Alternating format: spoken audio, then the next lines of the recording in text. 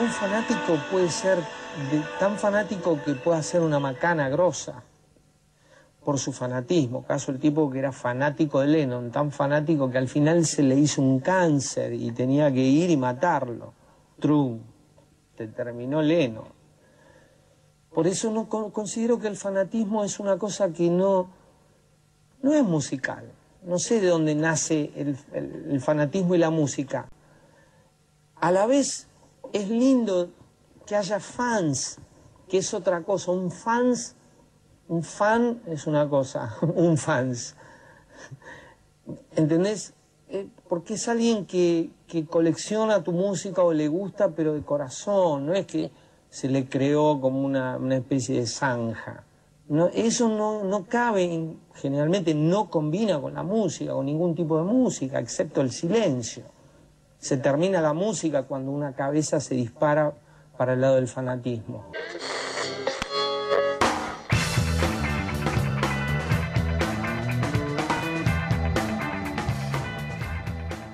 Continuamos en Decime la Verdad, pasaron 39 minutos de las 12 del mediodía en todo el país. Lo escuchamos allí en el separador a Spinetta hablando un poquito del fanatismo, de la música y el fanatismo. Ramin Bayani es nuestro próximo invitado y ahora le vamos a preguntar a él si es Bayani o Bayani. Él nació en Irán, pero la guerra de su país con Irak lo llevó a buscar seguridad bastante lejos de su tierra. Primero fue a parar a Francia, es una manera de decir, ¿no? Aunque poco tiempo después llegó a Capital Federal y luego a nuestra ciudad. Hoy es director artístico de los organismos artísticos del sur justamente.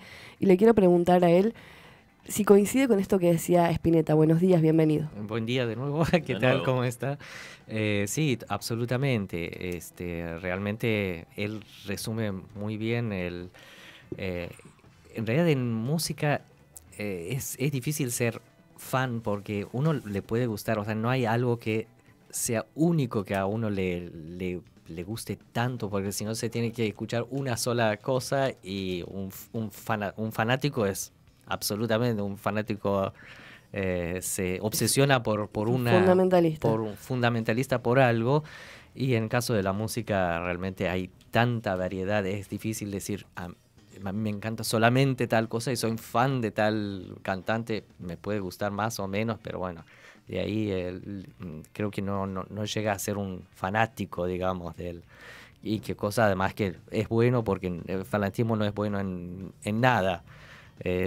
No, muchas veces es más perjudicial que otra cosa. Así que no, totalmente de acuerdo con lo que él comentaba, así que... ¿Te gusta Spinetta?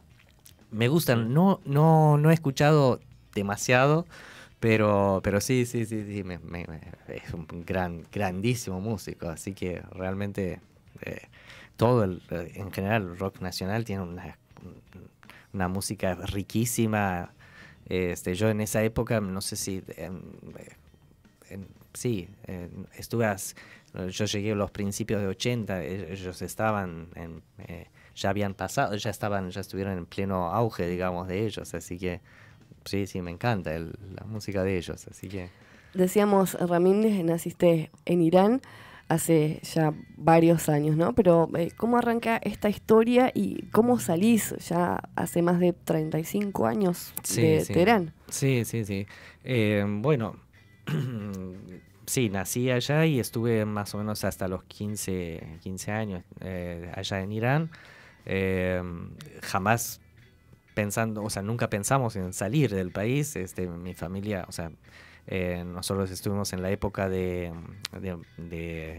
Shah Reza Pahlavi, que era un régimen monárquico, que, bueno, había mucha injusticia social, sí, pero... Bueno, nosotros particularmente vivíamos muy bien. Sino muy alejados de Occidente. En su momento, él justamente lo que su régimen hizo es una occidentalización brutal, digamos. Claro, los acercaba hacia ese lado. Claro, sí, pero de una manera porque en general la idiosincrasia de un país Medio Oriente siempre es guardar es muy... apegado a sus raíces, muy complicado de sacarlos, digamos, de ciertos parámetros religiosos o cosas que, bueno, él lo quiso hacer de golpe. O sea, fue muy bueno en muchas cosas, adelantó muchísimo a Irán, pero muchísimo en muchísimas cosas, la creación de las universidades, pero por ejemplo, de golpe, de un día para el otro, prohibió el uso de lo que se llama chadora, ya el velo de la mujer, cosa que es muy bueno, pero no así tan en forma, o sea, no sé, cuando las cosas se hacen tan así, drástico, claro. tan drásticamente y tan brutalmente, después los resultados vienen, o sea, esos cambios culturales se tienen que dar de a poco, digamos. Y bueno, todo eso fue generando malestares y bueno, sumado a que había descontento en una gran parte de ciudadanía que lo pasaban mal, o sea, la clase baja realmente estaba muy mal. Y bueno, y compraron, digamos, como se dice acá, el verso, digamos, de que vendría un salvador a traer democracia al país y que después ese salvador se iba a retirar, digamos, y cosa que no pasó. Así que bueno. ¿Cuántas veces se vio esa película, no? Sí, la verdad.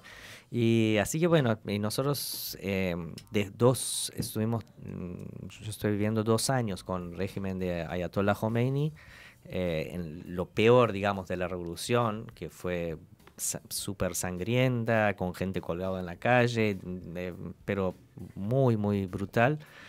Y bueno, en un momento ya no se podía aguantar más porque, bueno, básicamente era imposible, llegaron a prohibir en un principio hasta las cosas más insólitas, la música desde ya, o sea, uno no podía escuchar directamente música, ellos empezaron a prohibir la música, por ejemplo.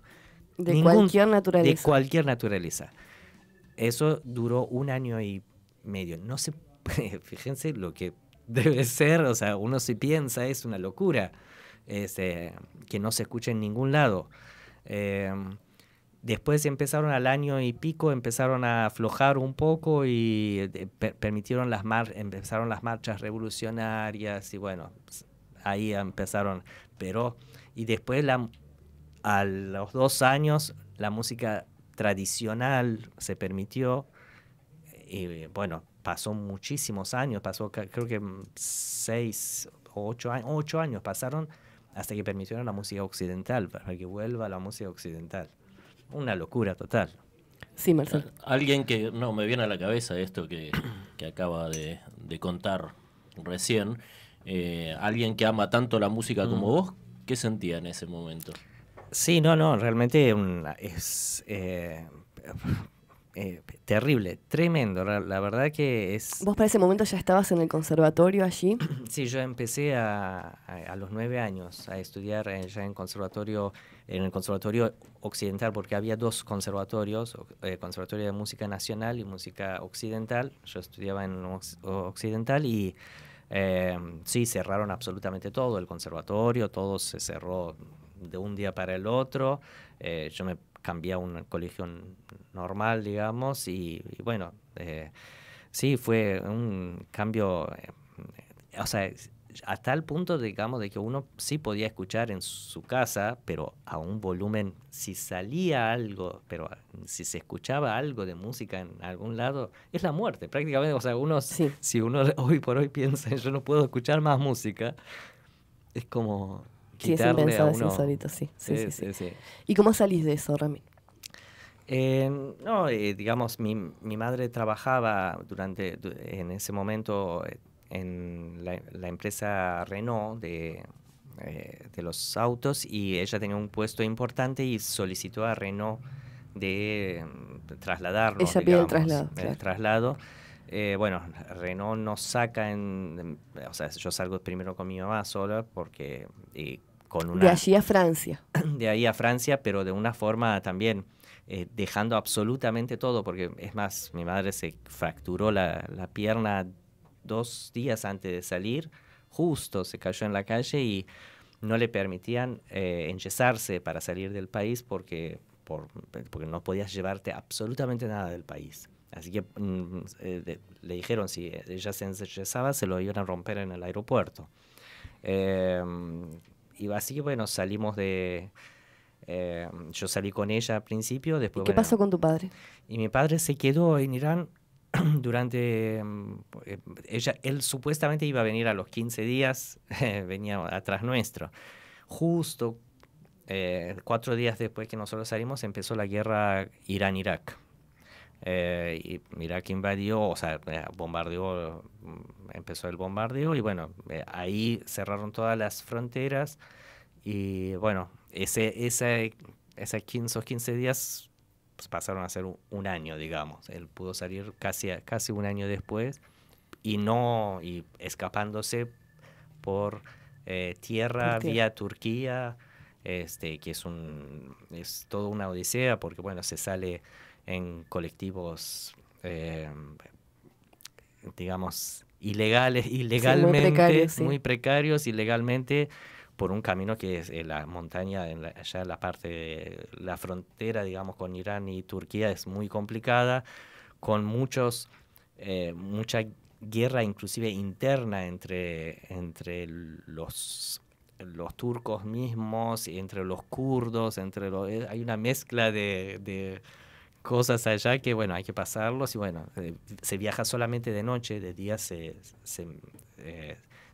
en ese momento se metían los colectivos en cuevas, en lo que sea, y se viajaba solamente de noche. O sea, le llevó más de un año a tu padre salir de allí. Ustedes estaban todavía en Francia. En Francia, esperando. Sí, esperándolo. sí. De allí tu mamá pide el traslado directamente a Argentina. No, o sea, nosotros supuestamente ya veníamos o sea, porque en ese momento Francia, el Renault decidió que era muy complicado que a nosotros Francia nos diera permiso de residencia porque estaba plena revolución, los iraníes a nivel internacional, bueno, no fue mejorando tampoco con los años, pero bueno, no era muy fácil tener la residencia, así que bueno, Renault dijo, vayan a la Argentina, y bueno. Y allí tenías apenas 17 años. 16 años. 16, 17 años. Sí, y sin absolutamente conocer nada de lo que, pero la misma idea más o menos de lo que uno puede tener de acá, lo que es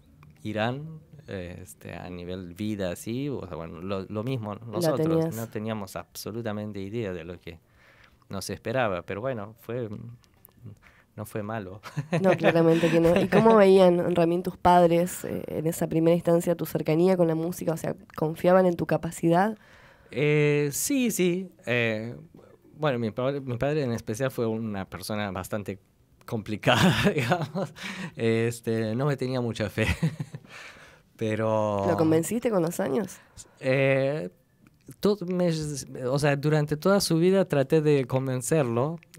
Creo que en algún momento lo convencí, pero no... No te lo dejaba saber. Sí.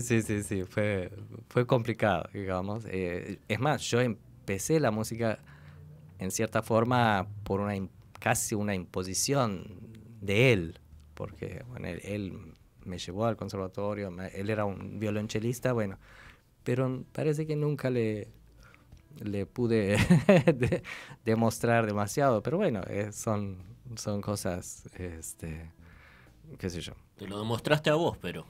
Sí, pero...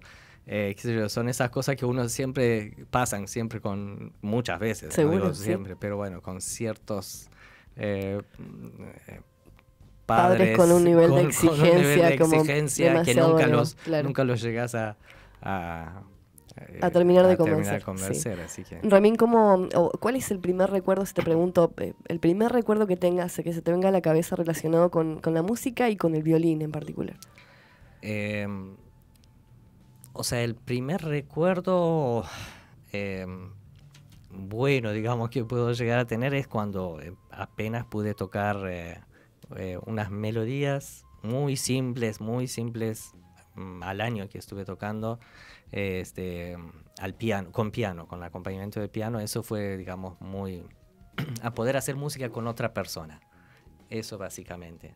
De uno cuando ve que puede compartir con otro lo que hace, eso es la verdad que es súper reconfortante y enriquecedor para las dos partes.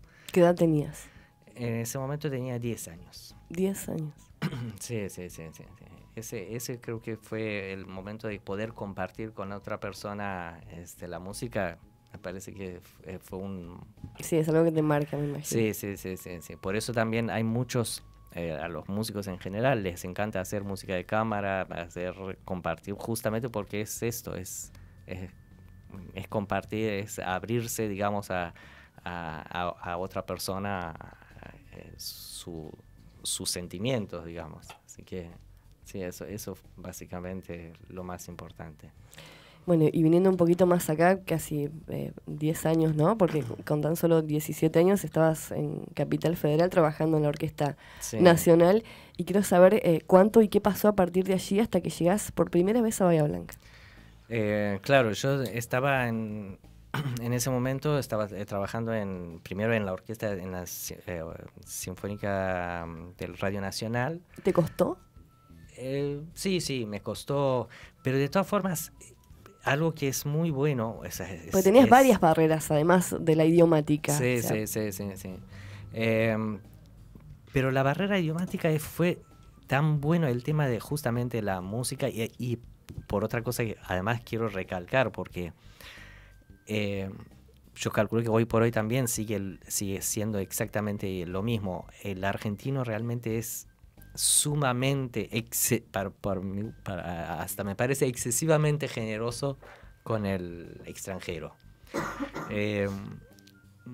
O sea, para un extranjero es muy bueno, muy fácil llegar a la Argentina por la idiosincrasia argentina, digamos. Hasta cierta forma, el argentino siempre piensa que el extranjero es mejor. Claro. No sé cómo, sí. No te conozco, pero seguramente sos mejor que yo. Esto al extranjero le facilita mucho, cosa que en otros países en Europa, pero ni imaginándose, o sea, siempre primero están ellos, después ellos. Y siguen ellos. Siguen ellos. Y acá es como algo al revés, digamos, siempre o sea, que no te imaginaste esa apertura. No, justamente yo venía de Francia también complicado con... Los franceses que tenían una... Te lo hacen sentir. Sí. Ya el francés en sí no es una sociedad muy abierta, muy receptor del extranjero, menos en ese momento con gente que venía de una revolución y todo eso. Y yo quise estudiar allá, bueno, empecé un poco también para no perder ese tiempo de estudio en Francia, pero costaba. Y acá era todas puertas que se abrían, o sea, porque la gente me recibía, muy receptiva. Sí, pero hay que tener en cuenta que era muy jovencito. Sí, y el tema de no hablar, yo no hablaba para nada del idioma, y el hecho de la música... O sea, te comunicabas con la música. Pero muchísimo, porque... yo, qué sé yo, fui al concurso, no sé qué, yo no estaba a hablar prácticamente, ahí lo que piden es tocar, y bueno, a raíz de eso uno se hace amistades también con la gente, así que justamente es un medio de apertura hacia otras culturas realmente muy importantes, sin necesidad de hablar. Cuando dicen la música, la famosa frase que es el idioma universal, realmente yo lo viví en carne propia. Y bueno, volviendo al tema, bueno, yo estaba en la Sinfónica Nacional y en ese momento llegó un aviso, algo que en Bahía Blanca necesitaban músicos con un contrato pagaban fortuna supuestamente, se pagaba muy bien, en teoría. Así que nos vinimos como 7, 8 músicos de Buenos Aires. En ese momento acá, bueno, esos contratos nunca se pagaron. ¿Cuánto tiempo estuviste? Estuve más o menos 6, 7 meses sin cobrar. Sin cobrar. Y... o sea, ya se me hizo complicado, bueno, por lo tanto ya volví a Buenos Aires porque yo tenía, o sea, en el interín había rendido en la Sinfónica Nacional, en la Orquesta Sinfónica Nacional, y había entrado, tenía un contrato ahí, así que volví a Buenos Aires. Pero bueno, en el interín de esos 6-7 meses me había puesto de novio con lo que era mi ex esposa. Con una bahiense. Con una bahiense, así que bueno, eso me hizo volver de vuelta cuando hubo puesto titular. ¿Cuánto tiempo pasó? Al año después que me fui, digamos. Pero te aseguraste que te iban a pagar esta vez cuando volviste. Sí, no, cuando hubo un puesto titular y estable, ahí me presenté al concurso.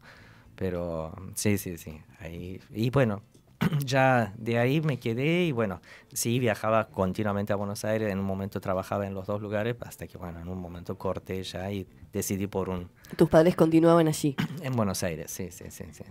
Así que ese fue, digamos, la razón, digamos, que mi regreso otra vez a Bahía Blanca. ¿Y qué es lo que te sedujo? Porque evidentemente te quedaste, o sea, volviste y te quedaste. ¿Qué es lo que te sedujo de Bahía Blanca en particular?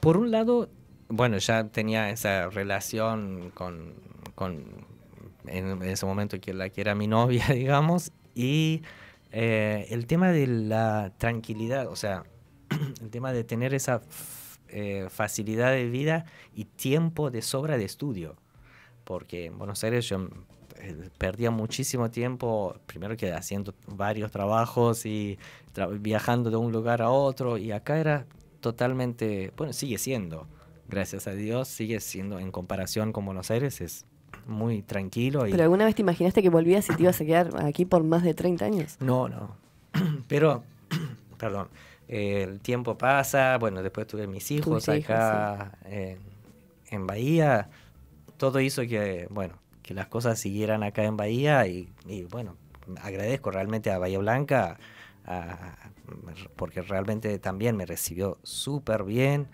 y yo me siento un bahiense hoy por hoy, ya muchos años acá, así que muy agradecido con todo lo que me brindó. ¿Y en cuanto a lo laboral? También, realmente, o sea, a los años, yo estuve 30 años tocando en la orquesta, en la Sinfónica, pasé por varios directores, muchísimos gestiones, y bueno, muy contento, o sea, pasé por épocas más complicadas, épocas donde había más dinero, se podía hacer más cosas, se van pasando, pero bueno, gracias a Dios, Bahía también es muy, defiende mucho a sus organismos, a lo que tiene, es muy celoso de las cosas que en realidad en pocos lugares del país hay. Pensar que en Bahía Blanca tener 3 cuerpos artísticos, orquesta, ballet y coro, es realmente... Sí.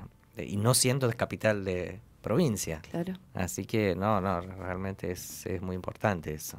Marcelo. Sí. ¿Qué extrañas de allá? De Irán, ¿no?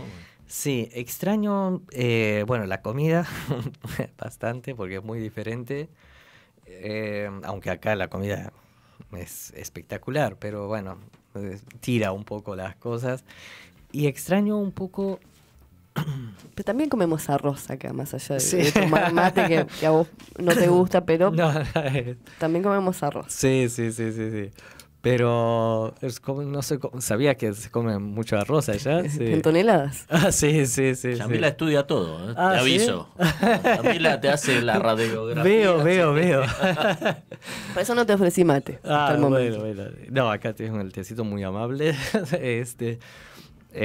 Sí, no, pero el tema también un poco, cosa que en un principio también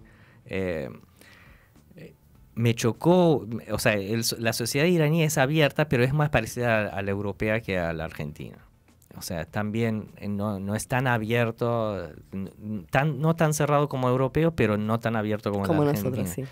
Y acá el hecho al principio me chocaba mucho porque eso enseguida Sí, vení, pasad, vení a tomar mate. Claro, yo les comento, yo tenía compañeros que bueno, ahora ya se jubilaron en la orquesta, que yo con ellos estuve tocando más de 20 años, gente mayor que yo, y yo hasta el día que se fueron nunca dejé de tratarlos de usted, porque no lo podía, no lo podía hacer, no lo podía tutear, y por más que hasta se ofendían, no, ¿cómo me hace sentir, no sé, viejo o lo que sea?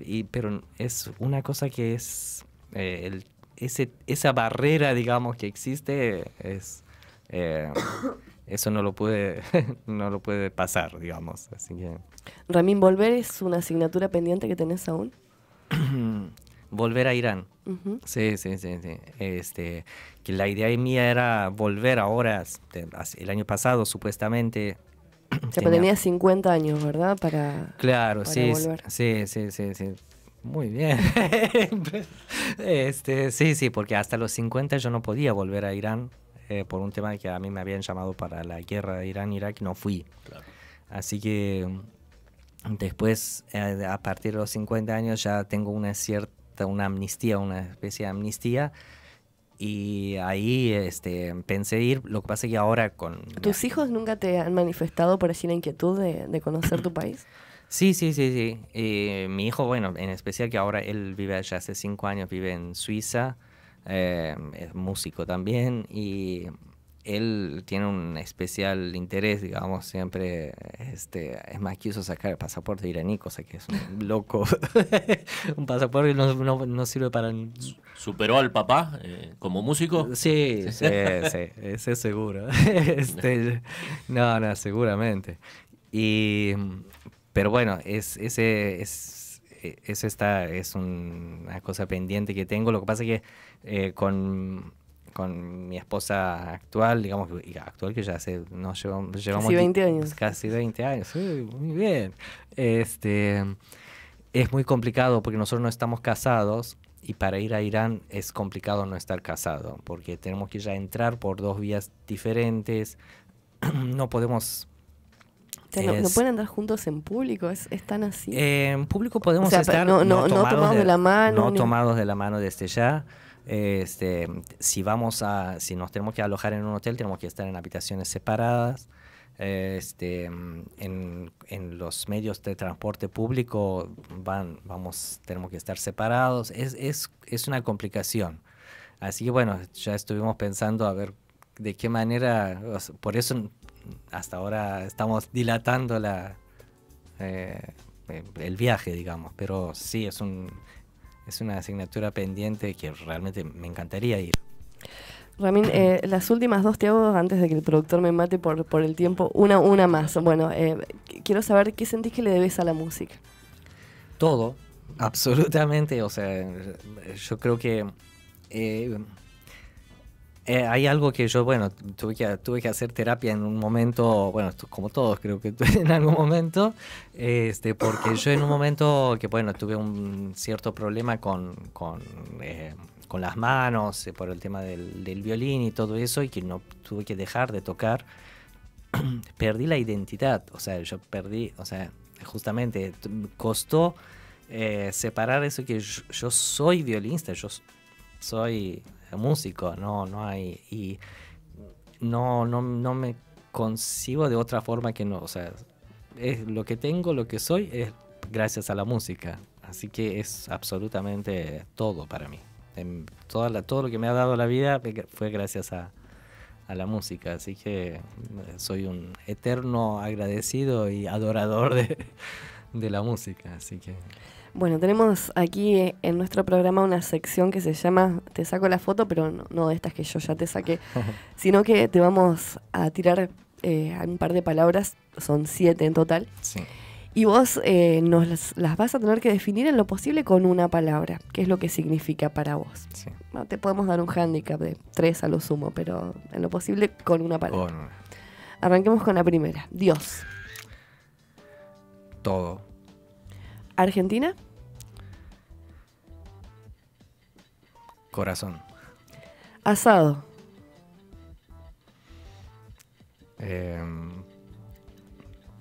Podés usar más. Riquísimo.